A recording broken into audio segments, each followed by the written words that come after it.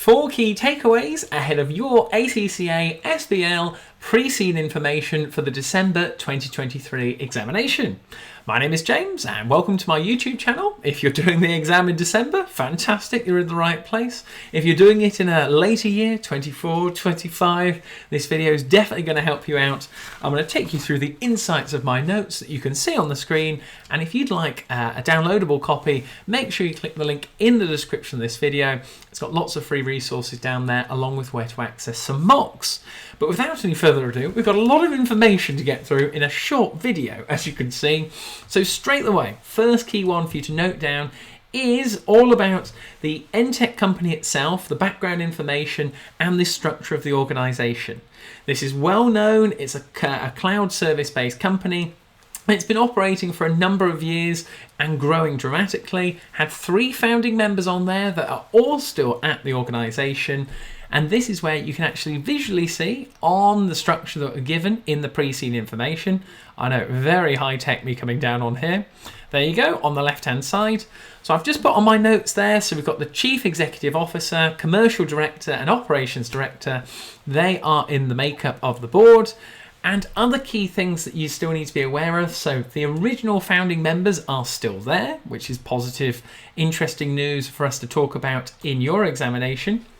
But as per the introduction, looking up on the top right hand side now, this is where the actual sector itself for cloud-based services is a great opportunity. They're well known, incorporated 10 years ago. They've got the good foundations down there. And it operates as a public cloud service-based company. So this is where it's got potential to grow. The ownership, you can see there, it's listed on the stock exchange 5 years ago. So that is a potential point. You could talk about complexities for it. And there are other things such as the control factor, where no one of each of the 3 shareholders, they all still own 10%, but no single shareholder owns more than 10% equity. So again, a control factor on there. Other key things about the current board membership has not changed for the last 5 years. Again, you could see that in some of the models they test in SBL about maybe consistency or no new ideas coming in. These are sort of things that you should be considering, and we'll look at the profitability when we come onto that later on.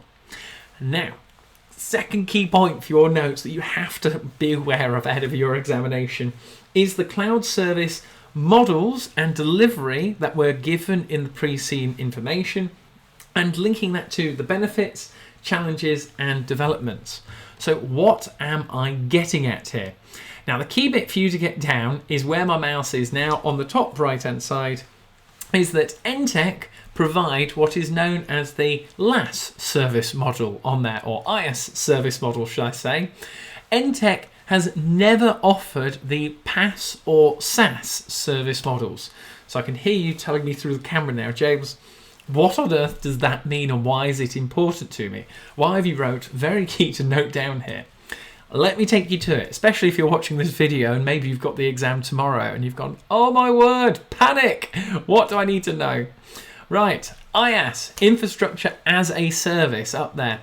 So the acronym, you can use it in the exam to save you some time, but this is the basic. You see my ranking on the side there? This is the basic cloud service model.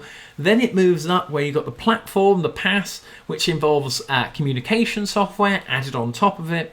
And then from on top of that, you have the software as a service. This has more upgrades offered and has a higher ranking as a result.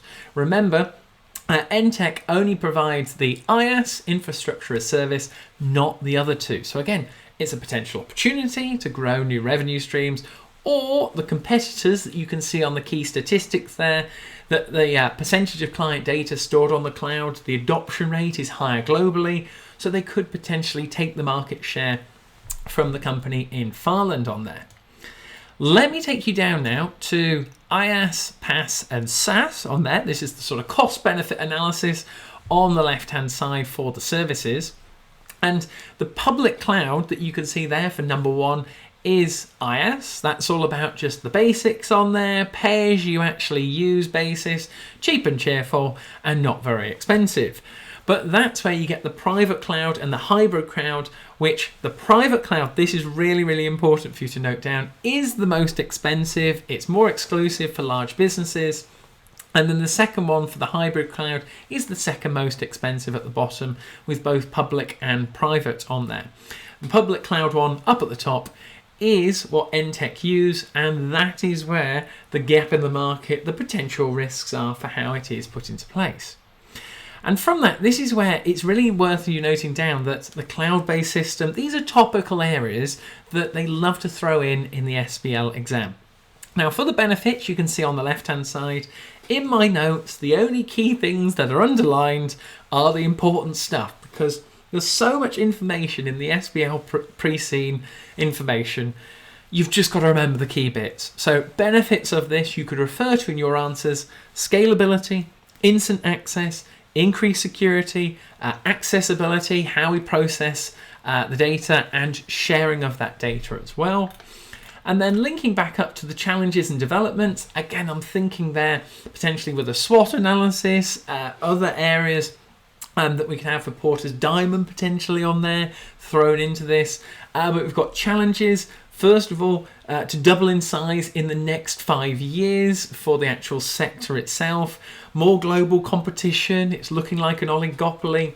What I'm getting at there are risks associated with this industry. So if you're not familiar with cloud-based accounting or cloud-based systems, such as risk of hacking, again, data loss, these have all been in the news in the last few years.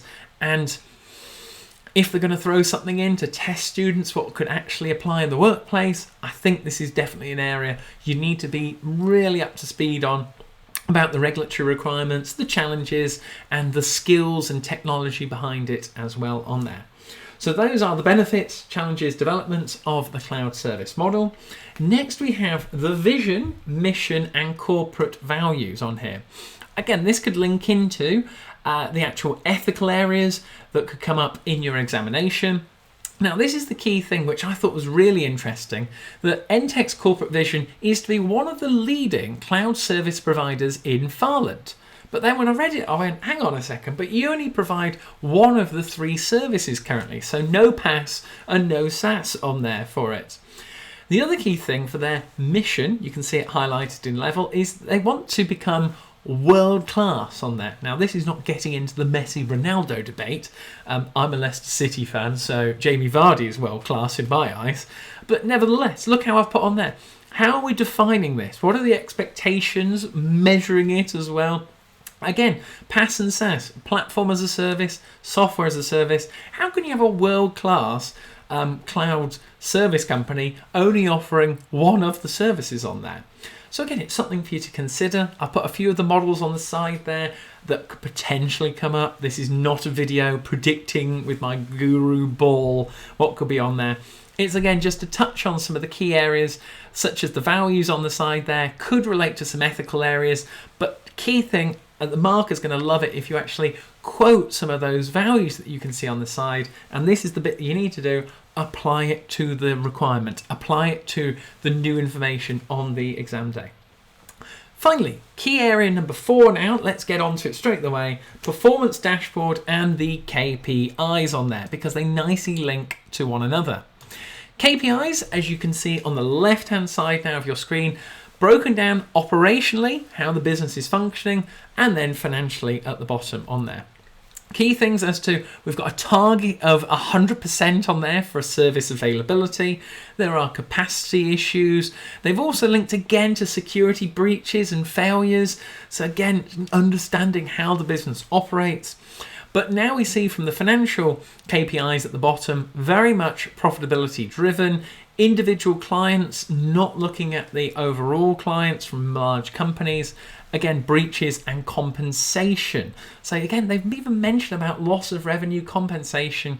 Definitely something you could refer to.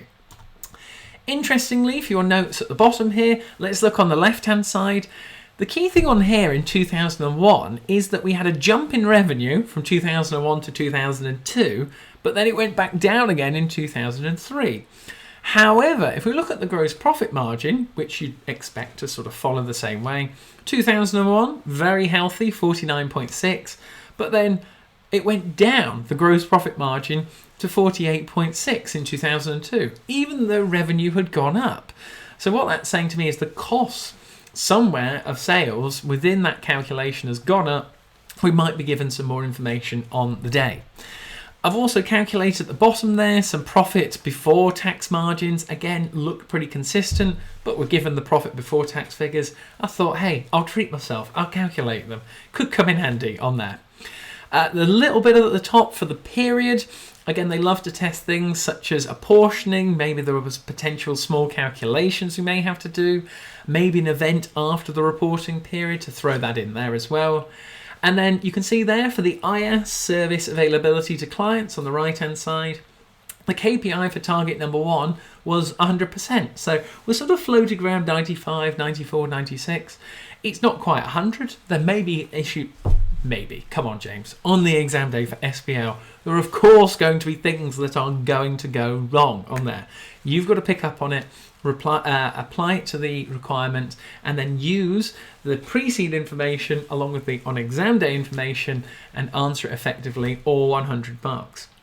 The other final thing about the client average satisfaction rating at the bottom there was actually a massive drop down in 2002. So where it goes from 87 to 79.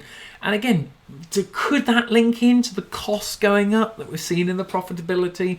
Again, things to be thinking on your toes, but that gives you a nice little overview as to lots of things are quite consistent here. You can see the revenue quite consistent with the return on capital employed and the profit before tax.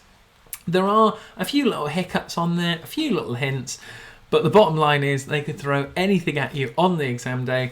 And I hope this video has helped you to just get a bit of a baseline idea. I'm going to be doing a few more videos explaining it a bit more, taking a bit more of a breath. So make sure you subscribe to the channel, check those out. I'm going to put them on the screen now. Be sure to give this video a massive like. And if you'd like access to the full notes you can see on the screen, click the link in the description of the video. But best of luck with your SBL exam, and I'll see you in another video soon.